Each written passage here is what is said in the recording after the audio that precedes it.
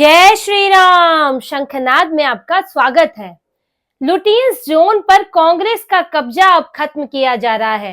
कांग्रेस और गांधी परिवार ने सालों साल से लुटियंस जोन को अपनी बपौती समझा हुआ था और यहाँ पर अपना कब्जा जमाया हुआ था, लेकिन अब इन्हें पता चल रहा है कि भारत वाकई में एक लोकतांत्रिक देश है जहां सत्ता बदलती है और कब्जे छोड़ने पड़ते हैं।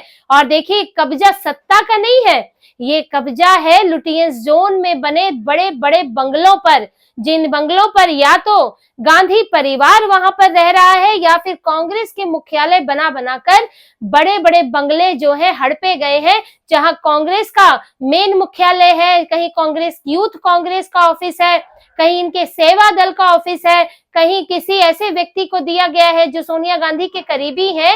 इस तरह के जो महत्वपूर्ण बंगले हैं, महत्वपूर्ण जगहों पर है, उन्हें जो है गांधी परिवार कांग्रेस जो है अपने निजी इस्तेमाल में ला रहे हैं। लेकिन अब इसके ये जो इनकी मनमानी चल रही थी, इसका अब खात्मा हो रहा है और इसके अंत की शुरुआत हो गई है। और इसकी शुरुआत ही हुई है कांग्रेस के मुख्यालय से।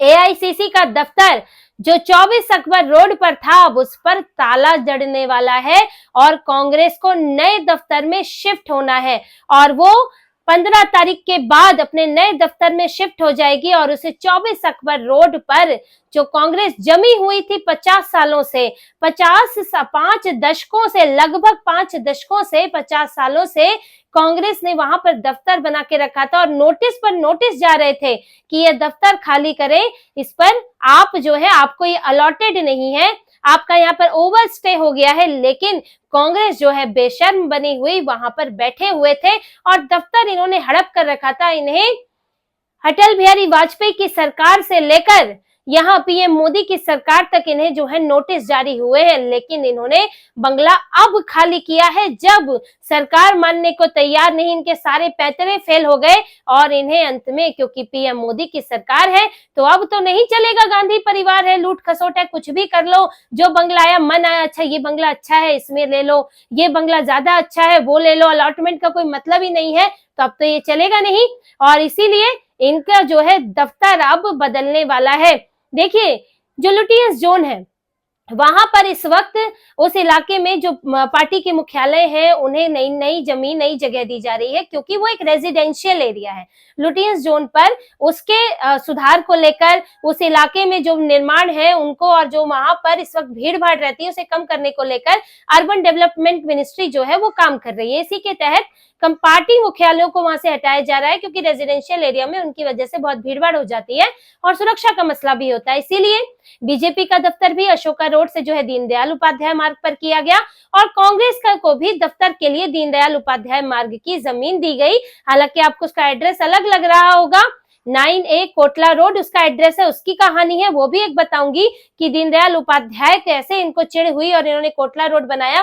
लेकिन ये कांग्रेस के कब्जे की कहानी आप पहले सुनिए कि 24 अकबर रोड से इनका दफ्तर बदलना क्यों बड़ी बात है। देखिए, दफ्तर तो बीजेपी ने भी बदला, जो अशोका रोड पर इनका दफ्तर था उसको बदल के अब दीनदयाल उपाध्याय किया, लेकिन वो कब्जा नहीं था, कब्जा इनका था, क्योंकि इनको कई नोटिस मिल चुके थे। देखिए, ये दफ्तर इनके पास 1978 से है।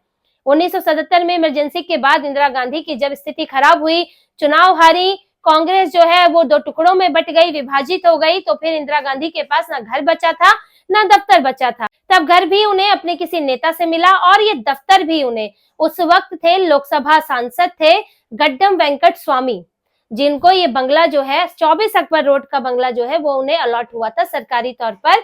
लेकिन उन्होंने ये बंगला इंदिरा गांधी को कांग्रेस का दफ्तर बनाने के लिए दे दिया। अब ये सरकारी बंगले जो है, इस तरह से आवंटित बंगले जो अपनी मर्जी से दिए जाते हैं, कांग्रेस से चली आ रही परंपरा है।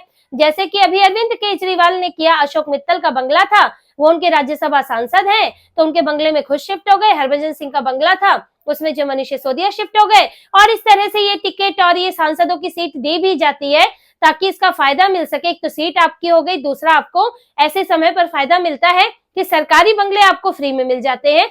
और तब से प्रधानमंत्री भी बदले और सरकारें भी बदली, लेकिन कांग्रेस यहाँ से नहीं हटी, क्योंकि लुटियंस जोन का जो है दफ्तर था, अकबर रोड थी, इनको नाम भी सुहाता था, तो कांग्रेस ने यहाँ अपना दफ्तर बनाए रखा। उसके बाद राजीव गांधी आए, नरसिम्हा राव आए, लेकिन दफ्तर नहीं बदला। और कांग्रेस की सरकार ही थी तो उसमें जो है दफ्तर बदलने की, किसी को नोटिस देने की हिम्मत भी नहीं थी, क्योंकि अब गांधी परिवार को कौन चुनौती दे सकता है। अब लेकिन जब यहाँ अटल बिहारी वाजपेयी की सरकार आई तो फिर देखा गया कि ये बंगला जो है इस पर एक तरह से कब्जा है, अब ये इनको इसमें रहने का अधिकार नहीं है, तो इन्हें नोटिस जारी किया गया। लेकिन सरकार ही बहुत कम समय के लिए, यानी 5 साल तक की सरकार रही, तो फिर इनको पता था कि ये तो 5 साल तो ऐसे ही निकल जाएंगे इधर उधर करते हुए, तो इन्होंने बंगला खाली नहीं किया। फिर आगे जी मनमोहन सिंह, वो अब सुपर पीएम तो सोनिया गांधी थी, तब कौन जो है बंगला खाली करने को बोलेगा। तब फिर 10 साल ऐसे निकल गए। लेकिन जब पीएम मोदी की सरकार आई तो इन्हें 22 जनवरी 2015 को इनको जो है नोटिस जारी किया गया और इन्हें कहा गया कि ये बंगला आप खाली करें। अब इन्होंने कहा हमें समय दीजिए, हमें 3 साल का समय दे दीजिए कम से कम, कि हम जो है तो अपनी दूसरी जगह पर बंगला बना सके, दूसरी जगह पर दफ्तर बना सके। अब इनको समय दिया गया, लेकिन 3 साल करते करते इन्होंने साल 2015 से लगभग 10 साल लगा दिया। अब ये 2024-2025 में जो है कमरा जनवरी में इनको मिला था, अभी जनवरी में जा रहे हैं 2025 में, 10 साल इन्होंने लगा दिए घसीटते घसीटते। लेकिन इन्हें लगा था कि एक बार नोटिस आया, 3 साल मांगे हैं, फिर मामला टल जाएगा। अब 2015 के बाद 2019 में तो सरकार ही बदल जाएगी, तो टाल देते हैं, कुछ ना कुछ कारण बताते रहो, डिले करते रहो। फिर इन्होंने सोचा 2019 से 24 में सरकार बदल जाएगी, तब कौन पूछने वाला है। अब 2024 में भी सरकार नहीं बदली, तो अब इन्हें जब लगा कि नोटिस पर नोटिस आ रहे हैं और यहाँ तक कि डायरेक्टरेट ने इनको वहां से हटाने की प्रक्रिया भी शुरू कर दी थी, वो तो दिल्ली हाईकोर्ट ने इस पर रोक लगा दी, लेकिन इनको अब तय हो गया था कि जाना तो है ही। इसीलिए इन्होंने नया जो है दफ्तर बनाना शुरू किया, 6 मंजिला इमारत बनाई है और उसे नाम दिया है इंदिरा भवन। दीनदयाल उपाध्याय मार्ग पर तो बनी है, लेकिन इंदिरा भवन नाम दिया गया है और एड्रेस जो है कोटला रोड दिया गया है। तो ये जो अकबर रोड इन्हें खाली करना पड़ा।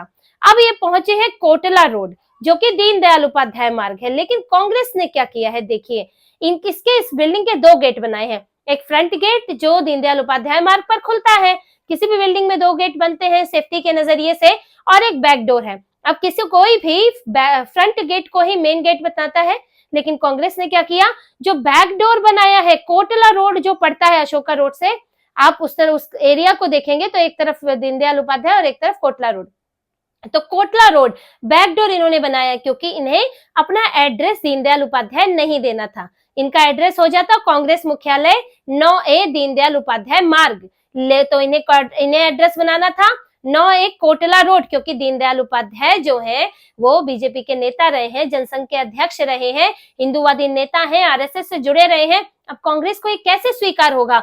उन्हें एक तो कांग्रेस को जो है गांधी परिवार से जुड़ा हुआ कुछ चाहिए, और गांधी परिवार से जुड़ी हुई रोड हो, बिल्डिंग हो। गांधी परिवार ना हो तो मुसलमानों से जुड़ा हुआ हो, अब वो भी नहीं मिल पाए तो सामान्य हो, लेकिन इन्हें हिंदुओं से जुड़ा हुआ कोई नहीं चाहिए। ऐसा नेता नहीं चाहिए जो हिंदुओं की बात करता हो, जो हिंदुस्तान की भारतीय संस्कृति की बात करता हो। तो दीनदयाल उपाध्याय से अपना नाम ये कैसे जोड़ते, तो इसलिए इन्होंने बैक डोर से एंट्री बनाई है।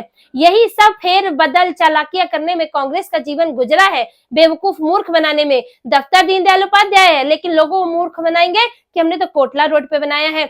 अब कोटला रोड जो है वो अकबर रोड पहले मिला था, इन्हें सूट कर रहा था, अकबर का नाम था, सारे तो इन्होंने ही बनाए, Akbar road, Humayun road, Lodhi road, यही नाम रखा है, इन्हीं की सरकार में रखे गए हैं। अब कोटला रोड भी है, अब वो कहीं ना कहीं फिरोज शाह कोटला से भी जुड़ा हुआ रहा होगा।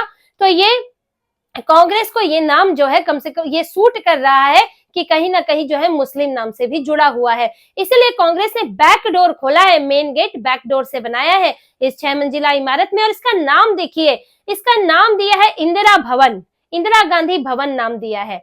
जबकि अभी यही कांग्रेस है जो कांग्रेस अभी इतने दिनों से मनमोहन सिंह को सम्मान, मनमोहन सिंह के नाम पर संग्रहालय, ये सब की मांग कर रही थी, स्मारक बनाने की मांग कर रही थी। लेकिन कांग्रेस को ये बिल्डिंग का नाम उन्होंने मनमोहन सिंह के नाम पर नहीं रखा, जबकि जब इस बिल्डिंग का उद्घाटन हुआ था तब मनमोहन सिंह और सोनिया गांधी ने इसका उद्घाटन किया था, दोनों ने। तो जब आज उनकी मृत्यु हो गई है, निधन हो गया है मनमोहन सिंह का, तो आपने क्यों नहीं उन्हीं के नाम पर ये भवन रखा? क्या वो कांग्रेस के नेता नहीं थे? कांग्रेस के नेता थे, अर्थशास्त्री रहे और प्रधानमंत्री रहे, आपको रखना चाहिए था इस बिल्डिंग का नाम मनमोहन सिंह भवन, लेकिन आपने इंदिरा भवन रखा, क्योंकि कांग्रेस जो है वो गांधी परिवार से बाहर तो निकल ही नहीं सकती। और यहाँ तक कि ये देश को भी गांधी परिवार के एहसान में दबाए रखना चाहते हैं, इसलिए हर चीज गांधी परिवार के नाम पर, इंदिरा भवन, संजय गांधी उद्यान, राजीव गांधी कैंसर इंस्टीट्यूट, हर चीज जो है वो गांधी परिवार के व्यक्ति के नाम पर रहेगी, चाहे उसके पास कोई पद रहा हो या ना रहा हो। संजय गांधी के ना तो पद रहा, ना कोई मंत्री रहे, और उनके नाम पर जो है उद्यान उन्होंने बना दिया। ना तो ये कभी, ना इन्होंने कभी जो राष्ट्रपति रहे प्रणब मुखर्जी के नाम पर कुछ रहा, जो इनके इतने बड़े नेता रहे, ना ही पीवी नरसिम्हा राव, ना ही मनमोहन सिंह के नाम पर कुछ बनाया, और ना ही इन्होंने जो है जो डॉक्टर भीमराव अंबेडकर, जिनके नाम की आजकल ये लोग माला जपते हैं ताकि हिंदुओं को विभाजित किया जा सके, हिंदुओं को बांटा जा सके, उनके नाम पर भी इन्होंने ना कोई भवन बनाया, ना कोई हॉस्पिटल, ना कोई मार्ग, और उनको कोई सम्मान इस तरह से नहीं दिया, क्योंकि कांग्रेस जो है वो गांधी परिवार के अलावा कैसे किसी और को सम्मान दे सकती है। यही तो है फर्स्ट फैमिली, राजा महाराजा, शाही परिवार। और देखिए लुटियंस जोन की अगर बात करें तो वहां पर सिर्फ ये 50 साल से बैठा हुआ दफ्तर नहीं है, वहां पर इनके 2 दफ्तर और हैं। इसके अलावा चाणक्यपुरी जैसे इलाके में भी इन्होंने एक बिल्डिंग पर अपना कब्जा जमाया हुआ है। ये बिल्डिंग देखिए तीनों कौन सी हैं।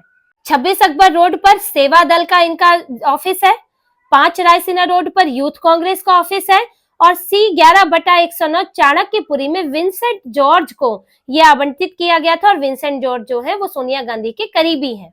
लेकिन पीएम मोदी की सरकार है तो इनके अब इन दफ्तरों पर भी तलवार लटक रही है, इनको नोटिस जारी कर दिया गया है, और ये भी जल्द ही इन्हें खाली करने पड़ेंगे। और खाली तो देखिए एक और बंगला होगा जिसका नाम 10 जनपथ है, 10 जनपथ, जहां इस वक्त सोनिया गांधी रह रही हैं, और उनके पति जो है राजीव गांधी ने ये बंगला जो है प्रधानमंत्री के तौर पर लिया था, और तब से सोनिया गांधी जो है यहाँ पर अड्डा जमाए बैठी है। अब तो राजीव गांधी नहीं रहे, सोनिया गांधी एकमात्र सांसद है, लेकिन यहाँ इस बंगले में रह रही है। टाइप 8 का बंगला है, और इस टाइप 8 के बंगले में तो देखिए यूथ कांग्रेस का दफ्तर भी हुआ करता था। टाइप 8 का बंगला कैबिनेट मंत्रियों को मिलता है, और इस बंगले में यूथ कांग्रेस चल रही थी। संजय गांधी के जमाने में मुख्यालय भी नहीं था, यूथ कांग्रेस का मुख्यालय था, और इस मुख्यालय में ये संजय गांधी अब क्या क्या यहाँ किया करते थे, जिसके कारण इसे जो है भूतिया बंगला भी कहा जाता था। कई कहानियां है इसकी, लेकिन बाद में राजीव गांधी यहाँ आ गए और फिर सोनिया गांधी यहाँ से गई ही नहीं। लेकिन उस बंगले पर भी अब किसको आवंटित है, क्यों आवंटित है, इस पर भी जांच चल रही है, और ये बंगले पर भी नजर है।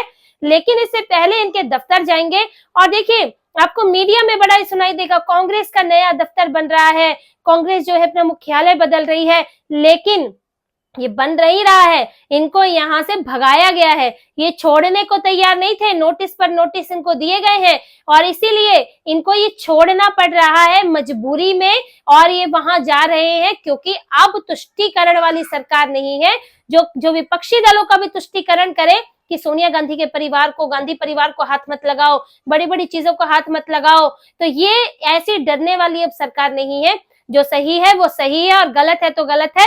और इसीलिए अब कांग्रेस फंसी हुई है कि अपने इन दफ्तरों को अब लुटियंस जोन से, जो कि सत्ता का केंद्र है, वहां से बाहर होना पड़ेगा।